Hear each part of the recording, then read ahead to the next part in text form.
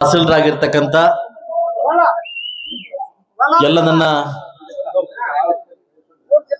ನಾಯಕ ಮಹಾನುಭಾವಗಳಿಗೆ, DC bank ನಿರ್ದೇಶಕರು Raghupath sir ಅವರಿಗೆ ಮತ್ತು ನಗರಸಭಾ ಮಾಜಿ ಅಧ್ಯಕ್ಷರು ಎಂ.ಆರ್. ಮುರಳಿ ಸರ್ ಅವರಿಗೆ, ಯುವ ನಾಯಕರಾಗಂತ ಗೊಲ್ಲಳ್ಳಿ ಜಗಣ್ಣವ್ರಿಗೆ ಹಾಗೂ TPMC ಮಾಜಿ ಅಧ್ಯಕ್ಷರಾಗಿರ್ತಕ್ಕಂಥ ಮನೆ ಲಕ್ಷ್ಮಣ ಅವ್ರಿಗೆ, ಮುಂದಿನ ನಮ್ಮ ನಾಯಕರು ಮಾಜಿ ಜಿಲ್ಲಾ ಪಂಚಾಯತಿ ಡಿಪ್ಯೂಟಿ ಕ್ಯಾಂಡಿಡೇಟ್ ಆಗಿರ್ತಕ್ಕಂಥ ನರಸಿಂಹಣ್ಣವ್ರಿಗೆ, ಹಾಗೂ ಈಗ ತಾನೇ ನನಗೆ ಸ್ಪೀಚ್ ಮಾಡಲ್ಲ ಗಂಟಲು ಬಾಗಿಲು ಅಂದ್ಬಿಟ್ಟು ನಮ್ಮ ಶಶಿಕಾಂತ್ ಅಣ್ಣವ್ರಿಗೆ, ತಿಮ್ಮಣ್ಣವ್ರಿಗೆ, ರಮೇಶ್ ಅಣ್ಣಂಗೆ ಹಾಗೂ ಗಣಪಣ್ಣಂಗೆ, ಹಿಂದೆ ಕೂತಿರ್ತಕ್ಕಂಥ ಅತಿಥಿ ಮಹಾನುಭಾವರುಗಳೆಲ್ಲ ನಾನು ಏನು ತಪ್ಪು ತಿಳ್ಕೊಂಬೇಡಿ, ಎಲ್ರಿಗೂ ನಮಸ್ಕರಿಸುತ್ತಾ, ಊರಿನ ಮುಖ್ಯಸ್ಥರಿಗೆ ಎಲ್ಲ ನಮಸ್ಕರಿಸುತ್ತಾ, ಈಗ ತಾನೇ ನಮ್ಮ ಸಿಂಪೂರ್ ಗೋವಿಂದ ವಚನವರು ಬನ್ನಿ.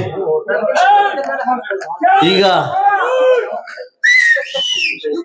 ನನ್ನ ಎಲ್ಲ ಗ್ರಾಮಸ್ಥರಿಗೆ ವಿಶೇಷವಾಗಿ ಕೃತಜ್ಞತೆ ಸಲ್ಲಿಸ್ತಾ, ನಾನು ಹೇಳಿದ್ರು ಇವತ್ತು ನಾಟಕ ಇದೆ ಬರಬೇಕು ಅಂತ.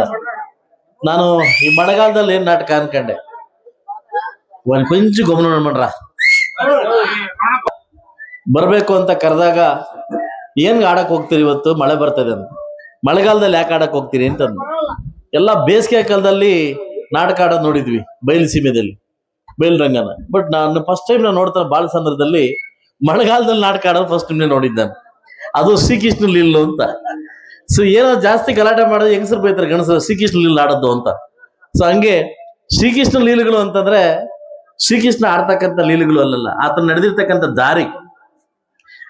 ನಮ್ಮ ಕುರುಕ್ಷೇತ್ರದಲ್ಲಿ ಆತನ ಮಾಡಿರ್ತಕ್ಕಂಥ, ನಾನು ಈಗ ತಾನೇ ನಮ್ಮ ತಿಮ್ಮಣ್ಣ ಹೇಳಿದ್ದು ಪಾಠ ಪಾಡೋ ಅಂತಂದು. ಪಾಠ ಪಾಡೋದ್ರಲ್ಲಿ ತಾಲೂಕ್ಲಿ ಏನಂటే ಶ್ರೀನಿವಾಸ ರೆಡ್ಡಿ ಮಾತ್ರ ಬಂತೆ, ಮಾವಲ್ಲ ಪಾಡೇ ಕೈ ಇಲ್ಲ. ದುರ್ಯೋಧನ ಪಾಠ ಆಡೋದು ಯಾರು ಇದ್ರೆ ನಮ್ಮ ಶ್ರೀನಿವಾಸ ರೆಡ್ಡಿ ಸರ್ ಮಾತ್ರ, ನಮ್ ಕೈಲೆಲ್ಲ ಆಡಕ್ಕಾಗಲ್ಲ. ಸೊ ಆದ್ರೂ ನಮ್ಮ ಈ ಊರಿನ ಮೊಮ್ಮಗ ಶ್ರೀನಿವಾಸ ರೆಡ್ಡಿ ಅವರು ಅದಲ್ವಾ, ಅವ್ರ ಕೈಲಿ ಮಾತ್ರ ನಮ್ ಕೈಲಿ ಅಲ್ಲಿ ಆಡಕ್ಕಾಗಲ್ಲ. ಆದ್ರೂ ಶ್ರೀಕೃಷ್ಣ ಲೀಲಾ ಅಂತಂದ್ರೆ ಒಂದು ಜ್ಞಾಪಕ ಬರ್ತದೆ. ನಾನು ಓದಿರೋ ಪ್ರಕಾರವಾಗಿ ಕುರುಕ್ಷೇತ್ರ ಯುದ್ಧ ಸ್ಟಾರ್ಟ್ ಆಗ್ತದೆ. ಯುದ್ಧ ಸ್ಟಾರ್ಟ್ ಆದಾಗ ಕೌರವರು ಕೇಳ್ತಾರೆ, ಯಾಕಂದ್ರೆ ಕೌರವರು ಎಲ್ಲ ಡಿಸ್ಕಷನ್ ಮಾಡಿ ಕೇಳ್ತಾರೆ, ಶ್ರೀಕೃಷ್ಣನ ಒಂದು ಸಹಾಯವನ್ನ ಕೇಳಕ್ ಹೋಗು ಅಂತ ಹೇಳ್ತಾರೆ. ಆಗ ದುರ್ಯೋಧನ ಕಳಿಸ್ತಾರೆ, ಏನು ಶ್ರೀಕೃಷ್ಣನ ಒಂದು ಸಂದಾಸದಲ್ಲಿ ಅವ್ರನ್ನ ಹೆಲ್ಪ್ ಕೇಳಕ್ಕಂತ ಕರ್ಕೊ ಹೋಗ್ತಾರೆ. ಶ್ರೀಕೃಷ್ಣ ಆಗ ಮಧ್ಯಾಹ್ನ ಮಲಗಿರ್ತಾರೆ. ಆ ಮಧ್ಯಾಹ್ನ ಮಲಗಿದ್ದಾಗ ನಾನು ಯಾಕೆ ಆತನ ಮುಟ್ಟಬೇಕು ಸ್ಪರ್ಶ ಮಾಡ್ಬೇಕನ್ನೋ ಕಾರಣಕ್ಕೆ ಎದ್ದೇಳಿ ನನ್ನ ಪಕ್ಕದಲ್ಲಿ ಕೂತಿರ್ತೀನಿ ಅಂತ ದುರ್ಯೋಧನ ಕೂತಿರ್ತಾನೆ. ಸೊ ಲೇಟ್ ಆಗಿ ಅರ್ಜುನ ಬರ್ತಾನೆ, ಪಾಂಡವರ ಕಡೆಯಿಂದ ಅರ್ಜುನ ಬರ್ತಾನೆ. ಅರ್ಜುನ ಬಂದು ಎರಡೂ ಕಾಲಗಳನ್ನ ತಲೆಬಗ್ಗಿಸಿ ಶಿರಸವನ್ನು ತಲೆ ಮೇಲೆ ಇಡ್ತಾನೆ, ಎಲೆ ಪಾದ ಮೇಲೆ ಇಡ್ತಾನೆ. ಅವಾಗ ಶ್ರೀಕೃಷ್ಣ ಮಲಗಿರಲ್ಲ, ಎದ್ದಿರ್ತಾನೆ. ಆಗ ಎದ್ದ ತಕ್ಷಣ ಹೇಳ್ತಾನೆ, ಅರ್ಜುನ ಯಾವಾಗ ಬಂದೆ ಅಂತ. ಏನಕ್ಕೋಸ್ಕರ ಬಂದೆ? ಸಹಾಯಕ್ಕೋಸ್ಕರ ಬಂದೆ. ಆಗ ದುರ್ಯೋಧನ ಅವ್ರಿಗಿಂತ ಮುಂಚೆ ಬಂದಿದ್ ನಾನು ಅಂತ. ಇಲ್ಲ, ನನ್ನ ಸ್ಪರ್ಶ ಮಾಡಿದ್ದು ಅವರು ಅಂತ. ಆದ್ರೆ ಇದು ಶ್ರೀಕೃಷ್ಣ ಲೀಲೆಗಳು.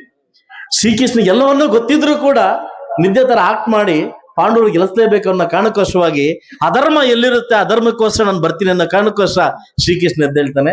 ಸೊ ಆ ತರ ಲೀಲೆಗಳನ್ನ ಇವತ್ತು ಆ ಮಹಾನುಭಾವನ ಹೆಸರಲ್ಲಿ ಭಗವಂತ ಸೃಷ್ಟಿಕರ್ತ ಆ ಲೀಲೆಗಳನ್ನ ಆಡಕ್ಕೆ ಇವತ್ತು ಹೊರಟಿದ್ರಿ. ಖಂಡಿತವಾಗ್ಲೂ ನಿಮ್ಗೆ ಹೆಲ್ಪ್ ಆಗ್ಲಿ, ಒಳ್ಳೇದಾಗ್ಲಿ. ಗ್ರಾಮಕ್ಕೆ ನಮ್ಮ ಬರಷ್ಟೊಳಗಡೆ ಮಳೆ ಬಿತ್ತು. ಇದು ಶುಭ ಸೂಚನೆ. ಈಗ ಮಳೆ ಬರ್ತಲ್ಲ, ಮಳೆ ಬರಕ್ ಹೋಗಲ್ಲ, ಮಳೆ ಬರಲ್ಲ, ನೀವು ನಾಟಕನ ಆಡ್ಕೊಬೋದು ಅಂತ ಹೇಳ್ತಾರೆ.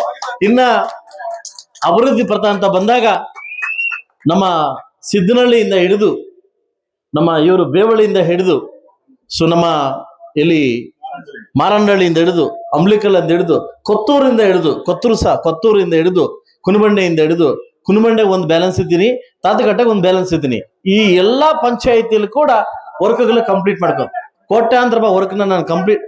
ಪೂಜಾರಹಳ್ಳಿಗೆ 1 ಕೋಟಿ ರೂಪಾಯಿ, ಪೂಜಾರಲ್ಲಿ 1 ಕೋಟಿ ರೂಪಾಯಿ ಅರ ಹಾಕಿದ್ನಿ, ಅಣ್ಣಳ್ಳಿಗೆ ಹಾಕಿದ್ದೀನಿ, ಯಲವಳ್ಳಿಗೆ ಹಾಕಿದ್ದೀನಿ, ಪಂಚಾಯತಿ ಎಲ್ಲ ಊರಲ್ಲಿ ತಾತಘಟ್ಟ ಮತ್ತು ಕುನಬಂಡೆಗೆ ಮಾತ್ರ ಹಾಕಿಲ್ಲ, ನಂಗೆ ಗೊತ್ತಿದೆ. ಸೊ ಆದಷ್ಟು ಬೇಗ 2 ಹಳ್ಳಿಗಳನ್ನ ನಾನು ಕಂಪ್ಲೀಟ್ ಮಾಡ್ಕೊಡ್ತೀನಿ. 2 ಹಳ್ಳಿಗಳನ್ನ ಈಗ ತಾನೇ ಪೂಜಾರಳ್ಳಿ ಮಾತು ಕೇಳಿದೀನಿ, ವಾಟರ್ ಫಿಲ್ಟರ್ ಬೇಕಂದ್ರೆ ನಾಳೆನ ಅಪ್ಲೋಡ್ ಕೊಡ್ತೀನಿ. ನಾಳೆನ ಅಪ್ಲೋಡ್ ಕೊಟ್ಟು ವಾಟರ್ ಫಿಲ್ಟರ್ ಹಾಕ್ಸ್ಕೊಡ್ತೀವಿ. ಎಲ್ಲಾ ಹಳ್ಳಿಗಳಲ್ಲಿ ಕೂಡ ಅನುದಾನ ಇಲ್ಲದೆ ಇದ್ರು ಕೂಡ ನಾನು ಸಾಕಷ್ಟು ಹೋರಾಟ ಮಾಡಿ ಅನುದಾನವನ್ನು ನಾನು ತರ್ತಾ ಇದ್ದೀನಿ. ಒಂದ್ ಕೊಂಚ ಗುಮ್ಮನ್ ಮಾಡ್ರ. ನಾನು ಈ ಊರಿಗೆ ಮೊದಲ ಬಾರಿ ಪಾದವನ್ನ ಸ್ಪರ್ಶ ಮಾಡಿದ ಊರಿಗೆ ಈ ಊರಲ್ಲಿ ಕಂಡಿದ್ದು ಒಗ್ಗಟ್ಟು. ಈ ತರ ಒಗ್ಗಟ್ಟು ಪ್ರತಿ ಹಳ್ಳಿಯಲ್ಲಿ ಇದ್ರೆ ಕೂಡ ಬಹುಶಃ ನಮ್ಮ ಮುಳಬಾಗ ತಾಲೂಕು ಸಮೃದ್ಧಿ ಆಗೋದ್ರಲ್ಲಿ ನಮ್ ಡೌಟ್ ಇಲ್ಲ. ಯಾಕಂದ್ರೆ ಎಲ್ಲ ಅಣ್ಣ ತಮ್ಮಂದ್ರು ಕೂಡ ಒಂದೇ ರೀತಿ ಬಾಳುವಂತ ಯಾವ್ದಾದ್ರು ಬಾಳಸಂದ್ರದಲ್ಲಿ ಬಾಳುವಂತ ಬಾಳಿದ್ರೆ ಅದು ಬಾಳಸಂದ್ರ ಖಂಡಿತವಾಗ್ಲೂ ಆದರ್ಶ ಗ್ರಾಮ ಆಗ್ಲಿ ಅಂತ ನಾನು ಕೇಳ್ಕೊಂತೀನಿ.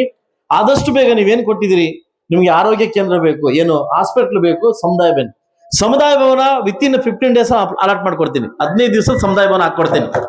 ಬಟ್ ಇದು ಸೆಷನಲ್ಲಿ ಮಾತಾಡಿ, ಆರೋಗ್ಯ ಕೇಂದ್ರ ಸೆಷನಲ್ಲಿ ಮಾತಾಡಿ ಖಂಡಿತವಾಗ್ಲೂ ಈ 2 ವರ್ಷ 3 ವರ್ಷ ಅವಧಿದಲ್ಲಿ ನಾನು ಹಾಸ್ಪಿಟ್ಲ್ ಖಂಡಿತವಾಗ್ಲೂ ತರ್ತೀನಿ ಅಂತ ನಾನು ಮಾತು ಕೊಡ್ತಾ ಇದ್ದೀನಿ.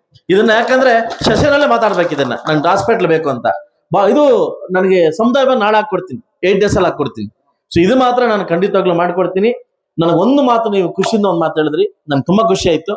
ನಮ್ ತಿಮ್ಮರಾಯಣ್ಣ ಎಲ್ಲ ಸುಬ್ರಾಯಣ್ಣ ಕೂಡ ಮಾತಂದ್ರು, ನಮ್ಮೂರಿಗೆ ಇನ್ನೇನು ಬೇಡ, ಬೇರೆ ಊರಿಗೆ ನೋಡ್ಕೊಳ್ಳಿ, ಸಾಕು ನಮ್ಮೂರಿಗೆ ಮಾಡಿರೋದೊಂದು. CC ರೋಡ್ಸ್ ಇಂದ ಹಿಡಿದು ಇನ್ನು ಒಂದು ಬ್ಯಾಲೆನ್ಸ್ ಇದೀನಿ, ಮಾತು ಕೊಟ್ಟಿದ್ದೀನಿ. ಏನು ಮಹಾದ್ವಾರ ಮಹಾದ್ವಾರಕ್ಕೆ ಆಲ್ರೆಡಿ ಹೇಳಿದ್ದಾಯ್ತು, ಅಮೌಂಟ್ ಕೊಟ್ಟಿದ್ದಾಯ್ತು, ಮಹಾದ್ವಾರ ಕಳ್ಸ್ಕೊಡ್ತೀವಿ. ಸೊ ಖಂಡಿತವಾಗ್ಲೂ ಬಾಳಸಂದ್ರ ಇಡೀ మన ತಾಲೂಕಲ್ಲಿ ಎಕ್ಸಾಂಪಲ್ ಆಗ್ಬೇಕು, ಬಾಳದ್ರೆ ಹಿಂಗ್ ಬಾಳ್ಬೇಕಂತ ಆಗ್ಬೇಕು ಅನ್ನೋ ಆದರ್ಶಗಳು ನೀವು ಪಾಲಿಸಿದ್ರಿ. ನಂಗೆ ತುಂಬಾ ಖುಷಿ ಆಯ್ತು. ಏನಕ್ಕೆ ಖುಷಿ ಆಯ್ತು ಅಂದ್ರೆ, ಸಿಂಗಲ್ ಲೈಟ್ ಕಳಿಸಿ ಹಾಕ್ಲಿಲ್ಲ ನೀವು, ಯಾಕಂದ್ರೆ 2 ಲೈಟ್ ಕಳಿಸಿ. ಯಾಕಂದ್ರೆ ಇಬ್ರು ಅಣ್ಣ ತಮ್ಮದ್ರಿದ್ದಂಗೆ, ನಾವು ಕಾಲಿನವ್ರು ಅಣ್ಣ ತಮ್ಮದ್ದಂಗೆ, ಅಲ್ಲೂ ಹಾಕ್ಬೇಕು ಇಲ್ಲೂ ಹಾಕ್ಬೇಕು. ಅವಾಗ್ಲೇ ಗೊತ್ತಾಯ್ತು ನಿಮ್ದು ಊರು ಎಂತಾವ್ದು ಅಂತ. ಖಂಡಿತವಾಗ್ಲೂ ಇಂಥ ಊರು ಪಡೆದಿರೋದು ನನ್ನ ಪುಣ್ಯ ಅಂತ ಹೇಳ್ಬೋದು. ಅಷ್ಟು ಪ್ರೀತಿ ವಾತ್ಸಲ್ಯ ಕೊಟ್ಟಿದ್ರಿ. ನಾನು ಹೊಗಳಕ್ ಬಂದಿಲ್ಲ, ಯಾವತ್ತೂ ನಾನು ಹೊಗಳಲ್ಲ. ನಾನು ಹೊಗಳದನ್ನ ನಂಬಲ್ಲ, ನಾನು ಹೊಗಳರು ನಂಬಲ್ಲ. ಸೊ ಅಂದ್ರೆ ಖಂಡಿತವಾಗ್ಲೂ ಮುಂದಿನ ದಿವಸ ಒಳ್ಳೇದಾಗುತ್ತೆ ಅಂತ ಬಯಕೆಯಿಂದ ಒಳ್ಳೇದಾಗೇ ಆಗುತ್ತೆ. ಯಾಕಂದ್ರೆ ಪಕ್ಷ ಸದೃಢವಾಗಿದೆ. ಯಾಕಂದ್ರೆ ದೊಡ್ಡ ಅತಿಥಿ ಮಹಾನುಭಾವರು ಕಟ್ಟಿರ್ತಕ್ಕಂಥ ಪಕ್ಷ ತುಂಬಾ ಸದೃಢವಾಗಿರುತ್ತೆ. ಈವ ಋಣ ತೀರಿಸ್ಕೊಳ್ತಕ್ಕಂಥ ಸಮಯ ಈಗ ಬಂದಿದೆ.